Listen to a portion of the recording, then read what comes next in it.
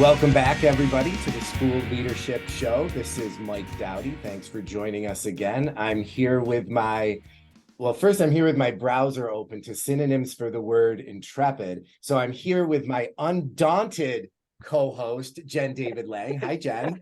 Should I feel that that's a genuine adjective if you needed to use a thesaurus? All right, I'll take it. Listen, I'll take it, listen, Mike. I, Yeah. I didn't put it, I didn't put it into Chat GPT. Okay. So Next time you will. Okay. uh, No, always lovely to be here despite how you how's how's the weather in Brooklyn? It won't stop raining in Albany. Oh, it was pouring last night. I went out for an Oh, it's anniversary dinner, miserable. got my shoes soaking wet and sticky, but still I love it anyway. No worries. Yeah, it's still Brooklyn. All right. So we have a very special guest today, the author of The Joyful Teacher, Strategies for Becoming the Teacher Every Student Deserves, Barrett Gordon. Welcome, Barrett. How are you? I'm doing great. I'm delighted to be here. So where does this podcast find you? This finds me, I'm at home in Maplewood, New Jersey, and, enjoying mostly a summer off. My husband's a teacher. There's, some downtime. It's just delicious. Love it. You lucky. I love that. So let's just jump right in. So, what was the thinking behind writing this book? Why this book? It came out in 2020. So, what were you thinking? This is the book I wish I had in my teaching career. I was a high school English teacher, and despite, having really good training and support, I was overwhelmed so much. I mean, I can't tell you how many times I had a 6-period prep. How many times during my 6-period prep, I would go find there was one single stall teacher bathroom, and I would go find that bathroom so I could have my little mini meltdown and then face the rest of the day. And I wish I had had some of these sort of answers, because so often I was flailing. Thought I knew how to lesson plan, and then I couldn't figure out why my lessons were flopping. And I was so desperate that I used to there was a rock star teacher down the hall from me, Danielle Salzberg, and she was also super intimidating. She's so good. She's so smart. And her lessons were amazing. And I used to wait. She would stay after school. She would do all her lesson planning. And then she would put her agenda on the board for students coming in. I would wait her out. And damn her, she stayed so late. I would wait her out. And then when she left, I would go into her classroom and I would copy down everything she had on her board, and I would go put it on my board. And Okay. I don't have to tell you that flopped. I love it. Yeah, it flopped horribly, right? Because I didn't know the thinking behind those lessons.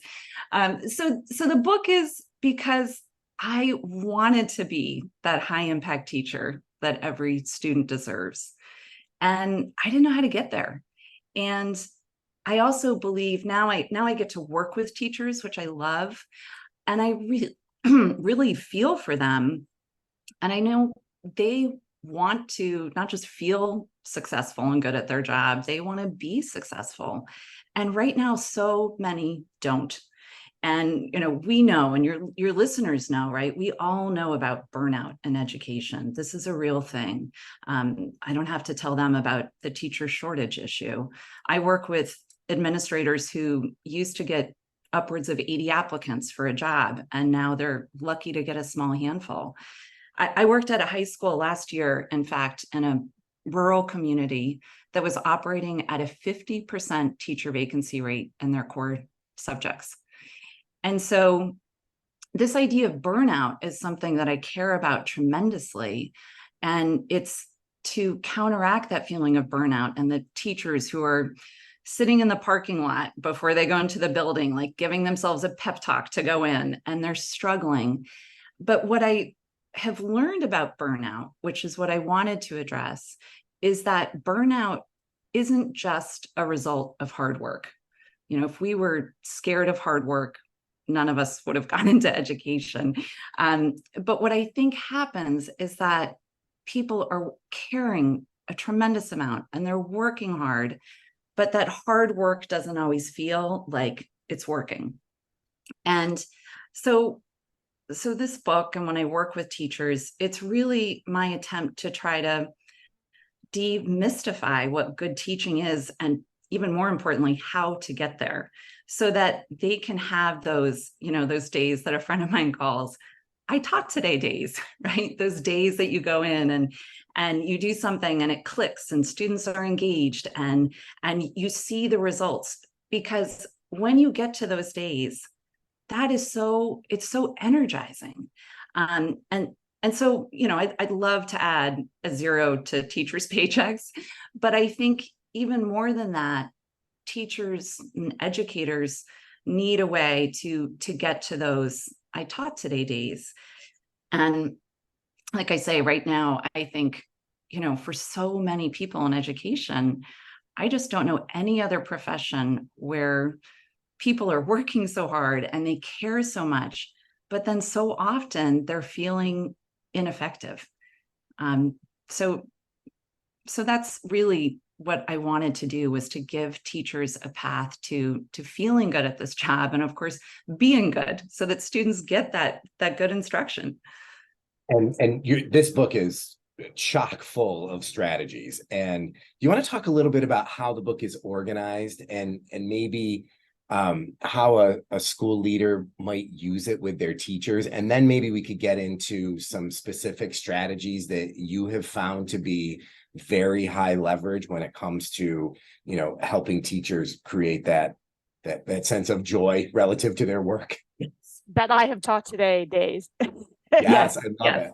Which is kind of the opposite of what my mother used to say. My mother was a home ec teacher, and it was home ec then, for 33 years in the same classroom. And I remember when I became a teacher, I was struggling, with lesson planning and trying to think of doing something creative. And my mother said to me, Michael, sometimes you just have to stand up and teach. So, which I guess when you've been teaching for 30 years, that's a thing. But anyway, so talk about how the book is structured. Well, the book is really structured.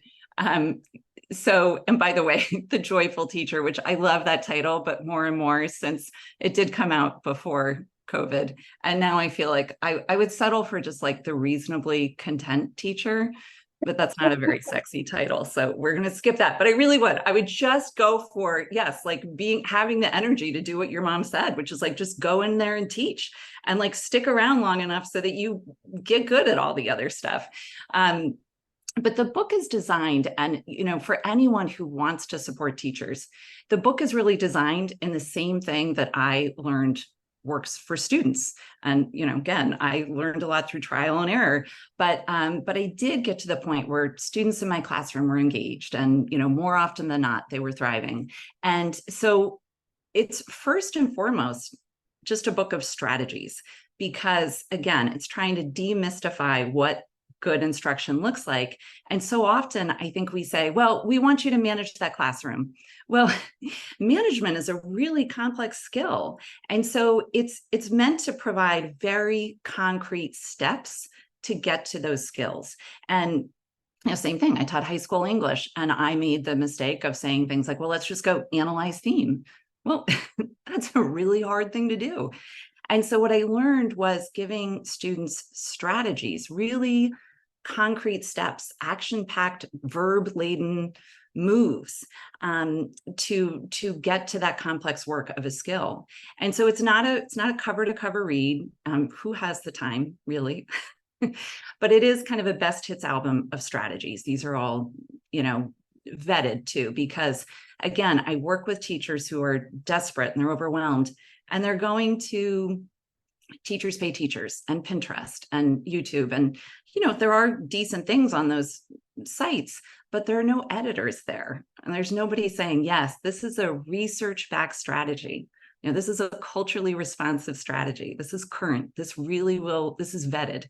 And so these are a compiled set of strategies. I didn't invent them all. I wish I could say I did, but it's compiled from all those wonderful PD books and blogs and websites and podcasts that we all have access to, but sort of curated so that we're not having to go through a million sources or wonder if these are any good. And then the other part that would be really helpful for anyone who's supporting teachers with The Joyful Teacher to know is that it's not just a compilation of strategies, but the strategies are organized in a progression of teaching goals. And there are 10 goals and 10 chapters. And, you have everything from how your classroom environment, how we set it up has a tremendous impact on learning. The goal of management through routines or relationships, and helping students be independent and go off and independently practice, how to give them feedback that has an impact, all of those things. So there are all of these teaching goals. And if we were to meet all of these goals, we would have an incredibly high impact classroom. But what's important to know is that the goals are organized in a progression, because again, this is what I learned worked with students. Harvey Daniels has this wonderful analogy where he talks about giving students a ladder instead of a high bar. And I realized that's what worked with students. It didn't work to just teach them all one thing and expect them all to get there. I really had to figure out where along a progression they were at. And so this progression of teaching goals is organized so that one goal builds on the next. And teachers will benefit if they're helped to choose the first goal along that progression where they need support. So it's not working on a deficit model, which is what I learned didn't work with students. I think I had the misguided sense that if I just used purple ink when I wrote comments on student papers, I could still fill them with everything that they did wrong and expect that student to want to keep trying for me. And that's not what happened. If I filled the student paper with all the things they did wrong, they would get it back, and they would more often than not kind of shut down, because I was really sending them a message of, you're not really a writer. And so what I learned to do when I was working with students was to figure out what they had in place. Whatever it was, like genuinely, what's one thing that you have in place? Sort of like, what rung of the ladder are you on? And we're going to just go from one rung to the next. And so similarly, I think teachers benefit from this approach. So, your listeners, instructional leaders could use the progression of goals in the Joyful Teacher, but honestly, they could just use this approach too, of thinking of, I'm going to help teachers choose one goal at a time, but based on that progression.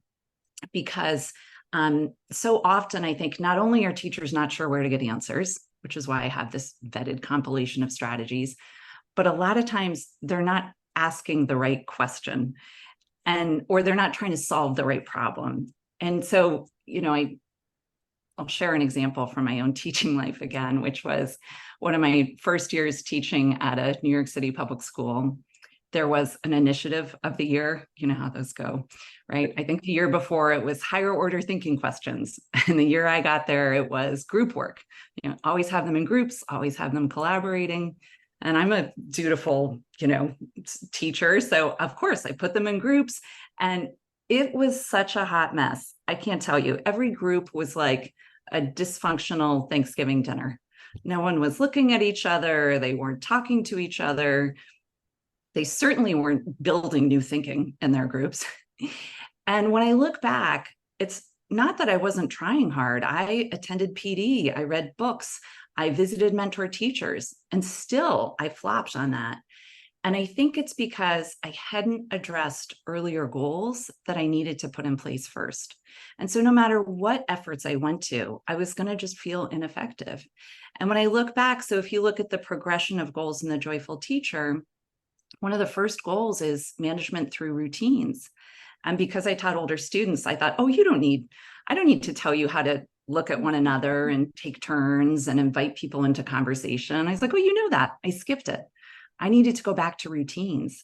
I also needed to go back to an earlier goal in the Joyful Teacher of relationships. I had rapport with my students, but I hadn't invested enough time making sure that they felt safe with one another. So some groups worked okay, and others were too vulnerable and risky. And then another goal that comes before talk and collaboration in the Joyful Teacher is student independent practice. And that means I love this goal so much because when I work with teachers, my goal is always that students are working as hard as the teacher is. And very often they're not. And but this goal is, how do we send students off to independently practice the work even if we're not like right alongside them. And I hadn't spent enough time on that goal. So if I was sitting with a group of students talking, they were on task, but everyone behind me was talking about something else. And so it was a massive waste of learning time. And so again, that's what this progression of goals is meant to do. And before every goal, there's a self-assessment checklist that teachers can do. And there are ways that, you know, coach or a PLC team can sit with teachers and just look at some of the first checklist for the first, say, 2, 3, 4 goals before you even get to the later goals. And they can look at these self-assessment checklists, which are really proven to work great with students too. And these checklists are not evaluative or punitive at all. It's just a series of statements that teachers can reflect on and answer and say, yes, I have this in place. Sometimes I do, or no, not yet. And if these are, and we're not talking like hundreds of questions here. It's like a half a dozen questions per goal area, right? That's the idea. Exactly. So if they get to the goal of, you know, management through routines, it's just a few statements like, do I spend a minimal amount of time directing and redirecting students? And if you say, yes, I really don't, you know, have to do that a lot, great. And if you say yes to all of them, great, go on to another goal. But if you say sometimes, but, you know, some days I'm having to do a lot of directing and redirecting, then this might be a good goal for you. And what we know works with students is when students have some sense of ownership in choosing a goal, their motivation to reach that goal skyrockets. And so there's a lot of teacher choice embedded in this. And it's not that I also always remind teachers, no one goal is like, you know, more sophisticated than another. Veteran teachers might choose the first goal. New teachers might choose the 7th. It's just saying, this is where I'm going to feel most successful if I focus on this goal right now. And then they go into that chapter and there's a whole host of strategies. And the strategies are, again, you don't have to do a ton of reading. It's not a prosy book. But every strategy, so let's say the goal is establishing routines, right? Which I have learned and I now see as a common thread among every high impact classroom that I go into, is those teachers did not skimp on getting routines in place. And they revisit routines and procedures as often as they need to. And once that's in place, then they really focus on the learning, but they know that has to be in place. So there's a whole bunch of strategies for how do we get routines in place in a way that doesn't feel, you know, like if you're not a drill sergeant, you don't have to go about it that way. But there's all these strategies, and every strategy has, you know, a series of steps. There's always a visual to sort of show you what it might look like. There are always indicators. This is one thing I would love people to take note of, because if they're like me, I often just skim and they might not notice some of this fine print. There are always some indicators to say this strategy would be good for you if, and then also really important, if you're supporting teachers, there are indicators that say, this is how you'll know if that strategy worked. Because, you know, we want to really celebrate growth and success. And if they see some of those indicators, gosh, wonderful, great. You know, now do you want to pick another strategy, or are you ready for a new goal?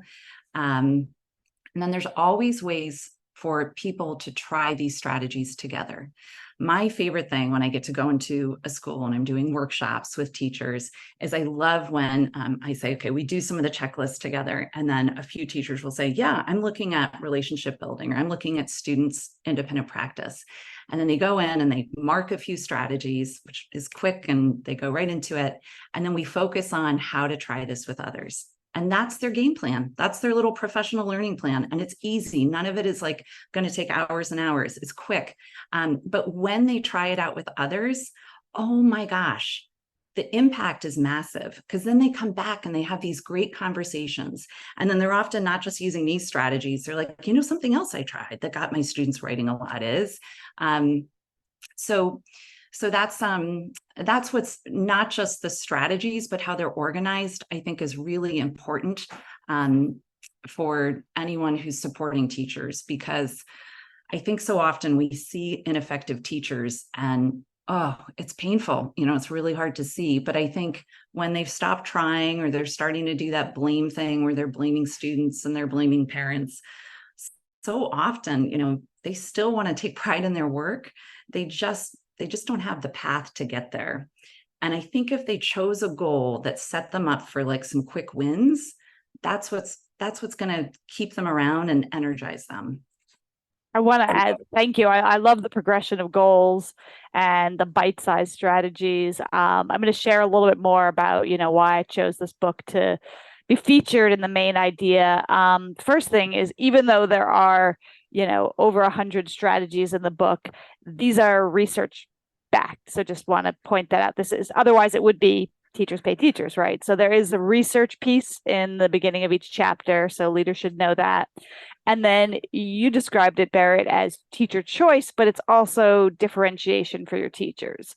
And so, very often when we run PD in our schools, we don't take into account that our teachers fall along a continuum of where they are with different skills. So I appreciated that in a number of the strategies, it says, here's how you adapt this for a newer teacher or a more veteran teacher, or for middle school or for high school.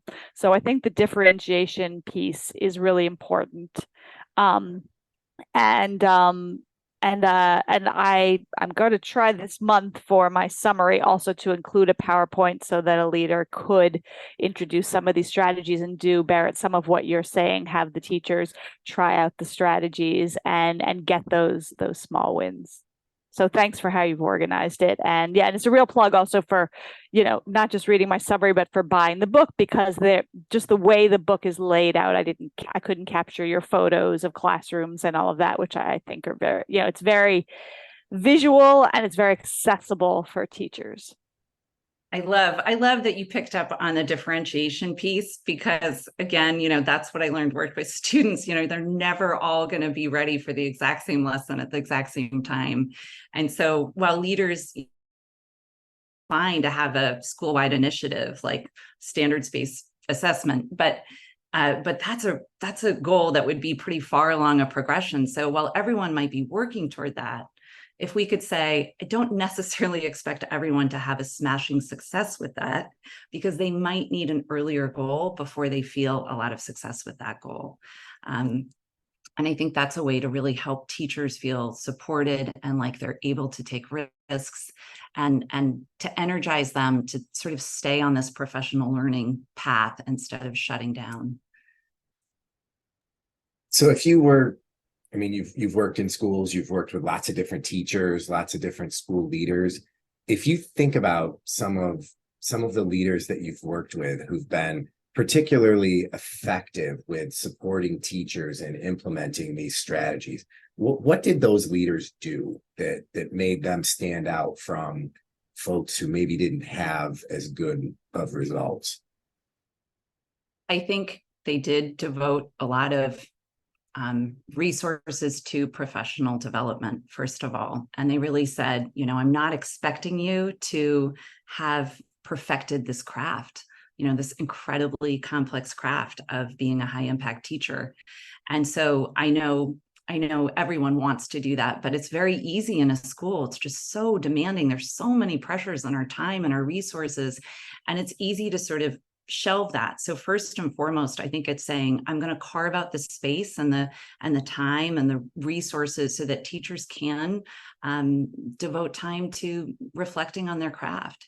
And then also, I think this element of teacher choice really pays off, and letting them have some say in what they want to work on. And then, of course, demystifying it again. That's my big thing when I'm doing a workshop with teachers, whether it's like how to get your students reading and writing more. Here are concrete moves. So teachers might bring those concrete moves. They might go research it, but also making sure that we are really pulling from current research-backed sources, because sometimes I think we rely on something because it worked for us as a student. And when I look back, at my own teaching too, I think, oh yeah, those discussions that I thought were so great, they really were just discussions between me and like a couple students, right? because I think that's sort of what I was familiar with in a high school English class. And I didn't realize how many kids all around me were getting lost in the shuffle. And so we know more now. We have new information about what impacts students. So I think it's so key that we are making sure we're finding really vetted research-backed strategies that address inequity and support learning. Yeah, and I think it's really important for school leaders to continue to be knowledgeable themselves about research-based instructional strategies. And I can really see leaders thumbing through the book and becoming more familiar themselves, so that when they're giving feedback to teachers, rather than simply saying, oh, your students aren't doing enough independent practice, or, oh, your classroom management needs to be tightened up, or, oh, I'm not really seeing formative assessment, right? These kinds of pieces of feedback are not very concrete. So it could either be sharing examples that you've read from the text, or I've always liked when doctors are really honest and sort of, my favorite doctor, he opens up medical texts or goes online while I'm right there. So you could even just open up the book and say, seems like there was something off about the independent practice. Should we sit side by side and look together and see, what aspect of student independent practice do you think would be best to work on? What do you think about an approach like that? That picture in my head right now of a leader sitting down and saying, let's look at this together, it brings tears to my eyes. I mean, it's just so beautiful. And the idea of, you don't have to have all the answers. That's expecting a lot from anyone, but we could find some answers together. I'm going to give you some resources. And, I love that. I love that approach. Well, and I think too, when you think of school leaders who are particularly seasoned, which I guess I'm in that category now. I don't like that, but and maybe they haven't taken a graduate course in a while, and they might still think that Gardner's multiple intelligences are a real thing, So I think that your point's well taken. Like, anything that we can do to help school leaders stay on top of what we know works, what research shows us works, versus, like you said, what you kind of thought worked for you when you were a student. Yeah, not so much. And I think the other piece of it too that I've seen so effective is when administrators operate on the assumption that everyone cares. Everyone came into this job because they want to be a good teacher.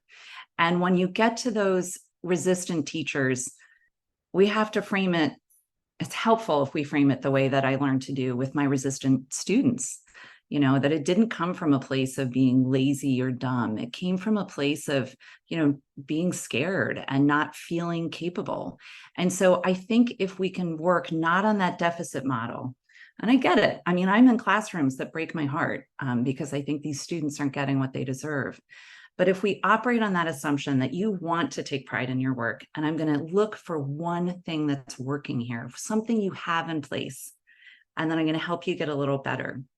But I know as a teacher, it took me a while to retrain my eye to do that with student work. You'd get work and it just looked like a disaster. But then I would really look at it and think, oh my gosh, your use of dialogue is just stunning, or your voice, or this extended metaphor. And if I could look for that and unearth it, suddenly that student was like really willing to listen to me and wanted to know how to get better if I first started with what they had in place. And so I think if we can use that approach with teachers and not be overly punitive, it's not that I don't want you to grow. It's not that I don't want you to improve, but we're going to start with what you have. And I think your point's well taken. I've yet to find a teacher or school leader who wakes up in the morning, looks in the mirror and says, I can't wait to go in and do a mediocre job, right? I mean, and if we come from a place, if we presume competence and we presume positive intent, it gets, just like with kids, it gets you a lot farther than, let me tell you all the things you did wrong. Right. And we're filming this we're recording this during the summer. And if a leader starts with that in the beginning of the school year, that also builds trust. So part of it is about being effective in what you can get teachers to do to change, and to have this strengths-based approach where you build from where the teacher is and the strengths that they bring. that's a much better way to start off the year in building that trust and those relationships, because none of this change will happen if you don't have the teacher principal relationship first. I kind of wish I wish I had this language when I was a principal, because I could just imagine that becoming part of a culture where, when I see a teacher at the end of the day, I say, "Hey, how was your day?" And the answer is, "I taught today." Like I get a little goosebumps. I love that kind of Yeah, vibe. I would make it a bumper amazing. sticker. Yep, I taught today. Yep. Maybe that's your next career path, Mike. Maybe going back into the principalship. Going back. Wow. Yeah. Before we go, I just was wondering if maybe, I don't want to put you on the spot. I don't know if you have 100 strategies memorized, but just to give principals an idea of the grain size of the strategies from a couple of the chapters. I don't know. I love that teacher-led instruction is the 8th chapter. You would think that would be earlier on, and it's sort of a little bit different from what, Mike's mom told him. So I don't know if you want to pick a strategy or two from teacher-led instruction or student talk or independent practice, whatever you want, but just a couple of the concrete strategies with their specifics. One of the strategies in teacher-led instruction is just to keep it lean, short and sweet.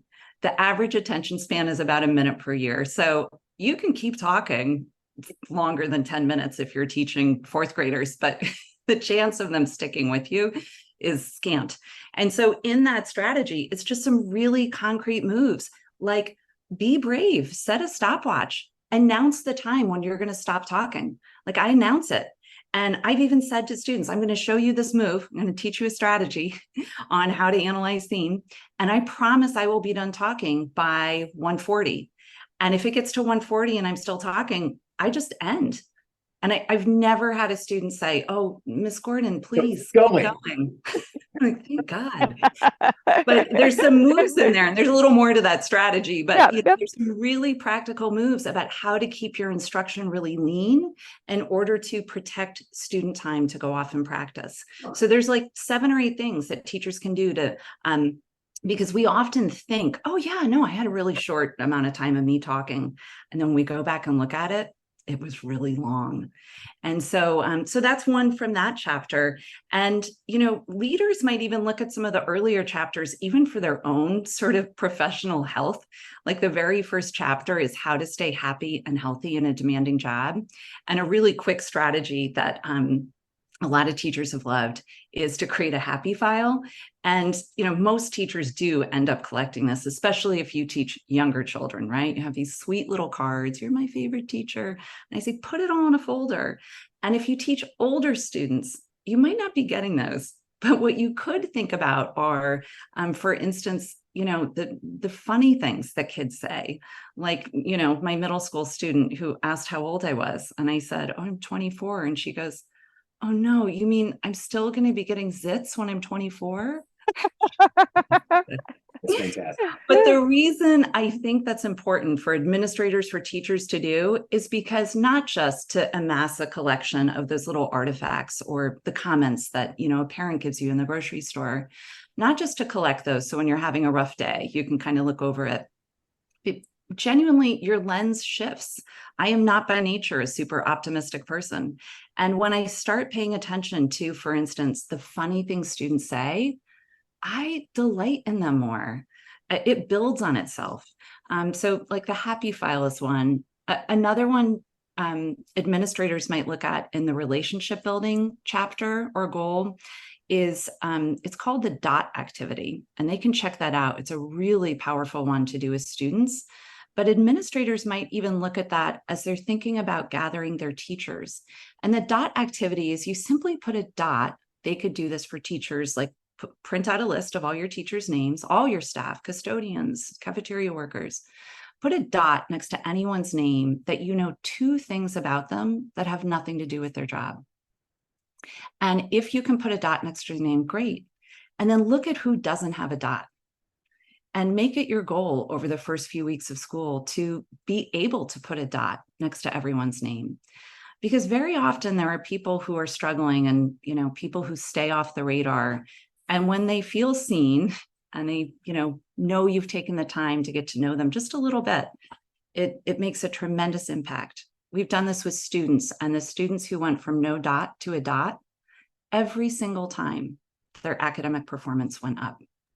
There's research about that, but yeah, it's a great activity. You can tell your staff that you're going to do this activity in 2 weeks' time, and you'd like all students to have dots. And you put, just to clarify, you put all the students' names up on whatever Post-its, a board, whatever, and all the teachers get dots. And then after all the teachers have swarmed all the student names, you look for the students with no dots. But I would take it a step further and tell your teachers you're going to do this in 2 weeks, so they can start to purposefully learn some non-academic facts about their students. Yes. Well, I was just thinking too that leaders could try this just if they know their teachers or not, as a check to see if they know them. And there's another great one in there about making sure that not just you have everyone's name right, but that everyone has everyone's name right, that we're saying it the way their families pronounce it. And that we're not sort of letting that slide. So definitely check out the strategies in the first few chapters. But yeah, there are lots of really quick and easy ones. There's another great one they might want to try as teachers are setting up classrooms. And this one is called Be the Student. This is from chapter 2. And it's just asking, there's a set of questions that teachers can use, and they can go into one another's classrooms or even just re-enter their own room and look at it as if you were a student. And ideally a student who is not like you. Maybe they have their neuroatypical in a different way than you are. Maybe they, they're shorter and you're taller, whatever it is. Think about looking at your classroom through a student's eyes and sit in a few different places in your room and see if you can see everything. Can you access everything visually? Are you comfortable? Do you know where to put your things? It can be really enlightening. And this is a great one to do also with some colleagues, because they will offer you some real, new perspectives on your space. I feel like we could talk forever, but I want to be sensitive to your time. The book is The Joyful Teacher, Strategies for Becoming the Teacher Every Student Deserves. Barrett Gordon, thank you so much for joining us. Where can people go to learn more about you and your work?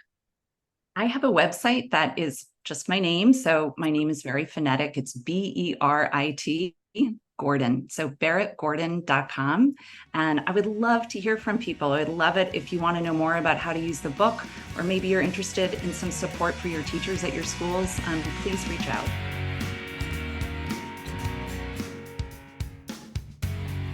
Thanks for listening to this episode of the School Leadership Show, a podcast for aspiring and practicing school leaders.